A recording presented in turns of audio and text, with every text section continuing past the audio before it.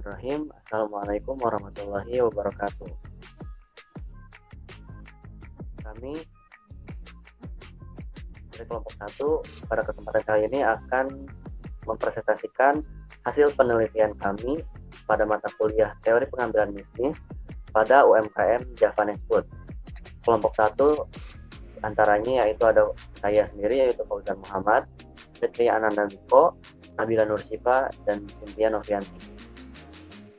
Baik, masuk ke materi yang pertama akan dijelaskan oleh Nabila Nursifa. Profil UMKM, nama bisnis Kedai Javanese Food, tahun berdiri tahun 2018, jenis bisnis UMKM kuliner, alamat Food Culinary 18 Jalan HS Ronggowaluyo, Teluk Jambe Timur, Karawang, samping kampus UBPK. Filosofi, bisnis ini adalah sebuah bisnis kuliner yang menyediakan makanan khas Jepang dengan menggunakan bumbu 50% asli Jepang. Next. Visi misi. Visinya memperkenalkan makanan khas Jepang yang halal dengan cita rasa yang original. Misi yang pertama menyediakan makanan khas Jepang dengan harga yang terjangkau. Kedua, memuaskan pelanggan. Ketiga, dapat berinovasi guna mempertahankan UMKM. 4. Menjadikan UMKM sebagai tempat yang cocok untuk hangout. Pemilik Nona Indira Soraya. Next.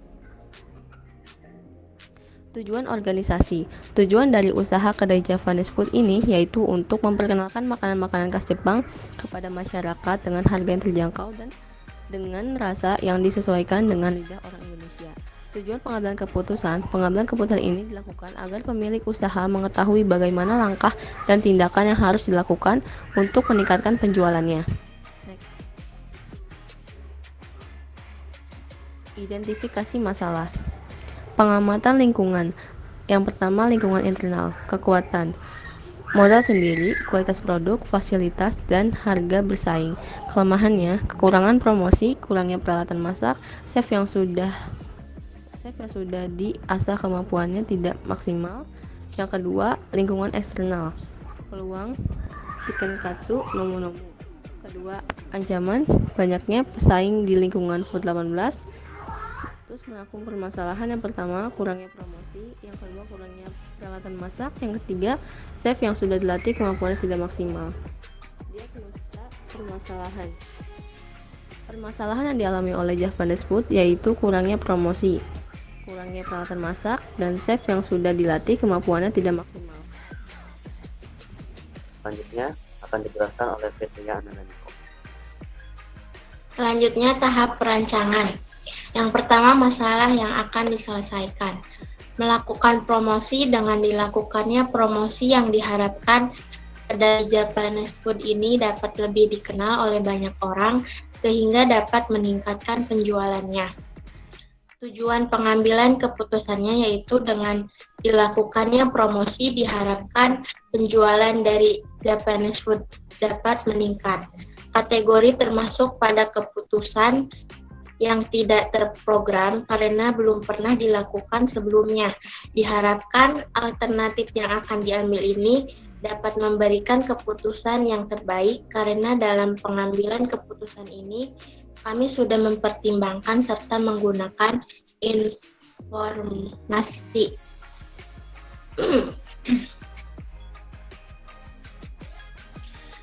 Selanjutnya data yang terkumpul. Yang pertama, uji coba promosi melalui pamflet pada keadaan diskon 10% makanan yang terjual sebanyak 30 porsi, sedangkan pada keadaan tidak dilakukan diskon makanan yang terjual 20 porsi. Yang kedua, uji coba promosi melalui medsos pada keadaan diskon 10% makanan yang terjual sebanyak 60 porsi, sedangkan pada keadaan tidak dilakukan diskon, makanan yang terjual 35 porsi.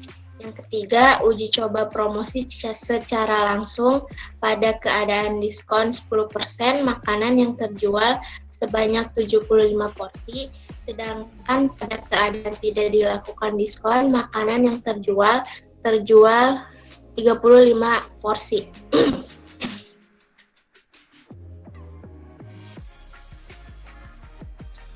Selanjutnya tahap pemilihan. Yang pertama ada keterkaitan antara masalah dengan tujuan. Kurangnya promosi pada kedai Javanese Food ini menyebabkan banyak orang yang tidak tahu tentang kedai Javanese Food yang menjual makanan khas Jepang, sehingga hal tersebut berdampak pada rendahnya volume penjualan. Terdapat 3 alternatif untuk melakukan promosi, yaitu promosi melalui pamflet dengan diskon 10%, promosi melalui sosial media dengan diskon 10%. Yang ketiga, menggabungkan 2 promosi tersebut menjadi satu.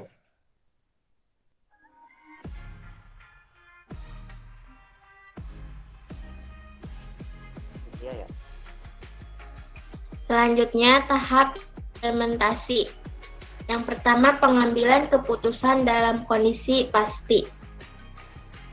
Pengambilan keputusan dalam kondisi pasti ini biasanya dihubungkan dengan suatu masalah yang bersifat rutin.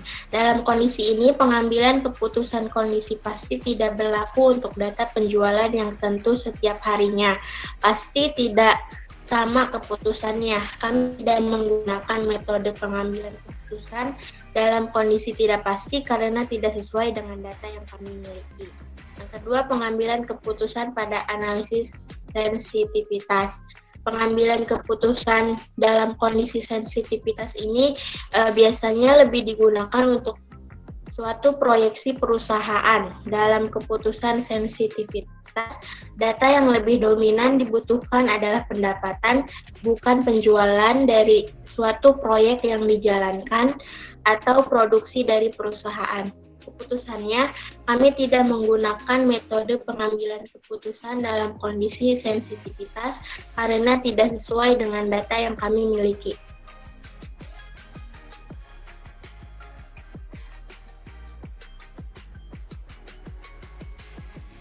Yang ketiga, pengambilan keputusan dalam kondisi konflik. Pengambilan keputusan dalam kondisi konflik ini terjadi apabila alternatif keputusan yang harus dipilih atau diambil berasal dari 2 sisi yang berlainan. Sedangkan data yang dimiliki oleh kami hanyalah tentang data penjualan. Keputusannya, data kami tidak menggunakan metode pengambilan keputusan dalam kondisi konflik, karena tidak ada pertentangan dalam pengambilan keputusan. Yang keempat, pengambilan keputusan melalui AHP. Pengambilan keputusan dalam kondisi AHP ini terjadi apabila kita tidak memiliki data apapun mengenai bisnis yang dijalankan, sedangkan kelompok kami memiliki data penjualan yang utuh selama 1 bulan. Keputusannya, data kami tidak menggunakan metode pengambilan keputusan AHP karena kami memiliki data penjualan yang lengkap.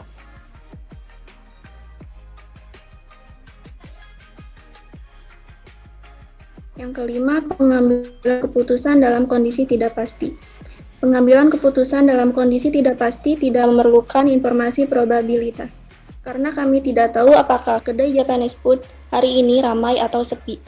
Berapa hasil penjualan yang kami dapat hari ini karena bergantung pada minat pelanggan, dan lain sebagainya.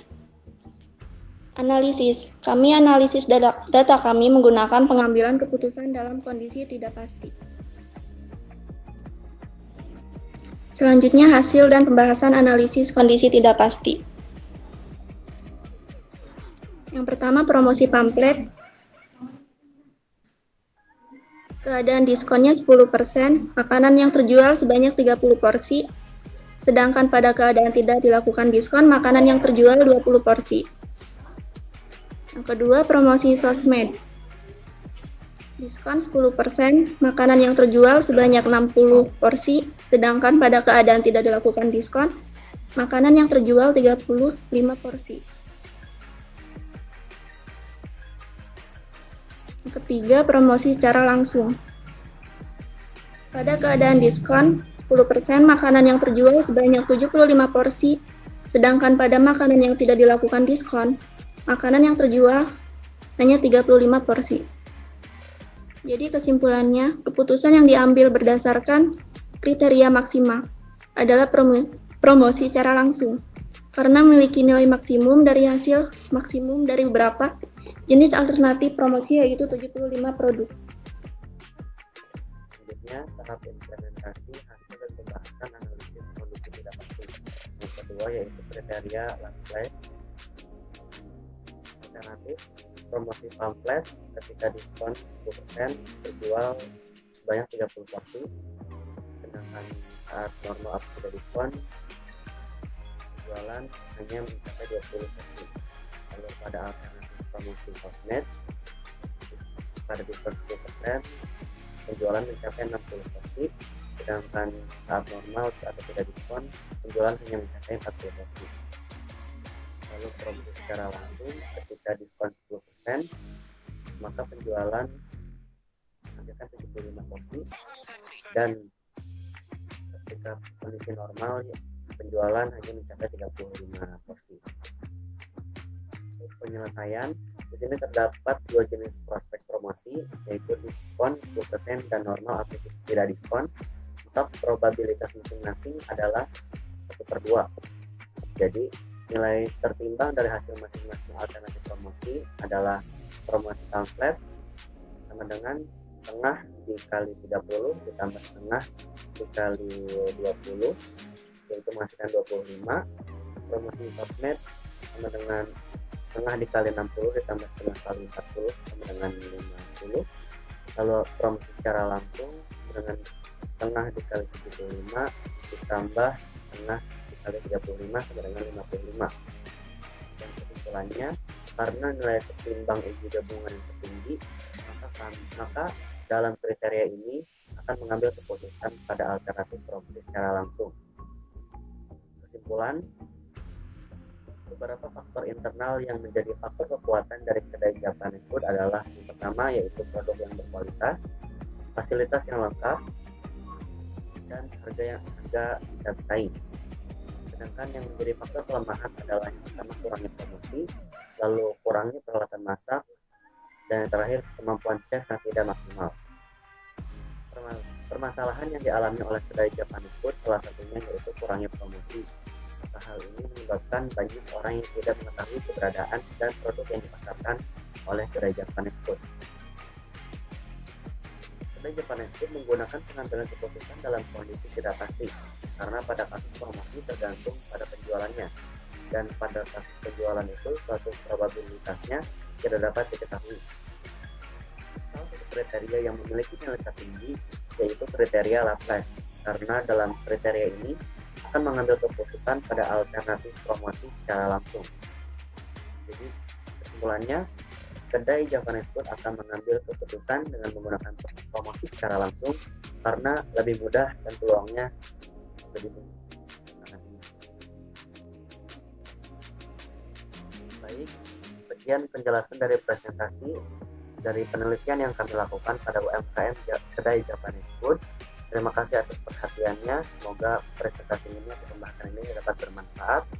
Wassalamualaikum warahmatullahi wabarakatuh.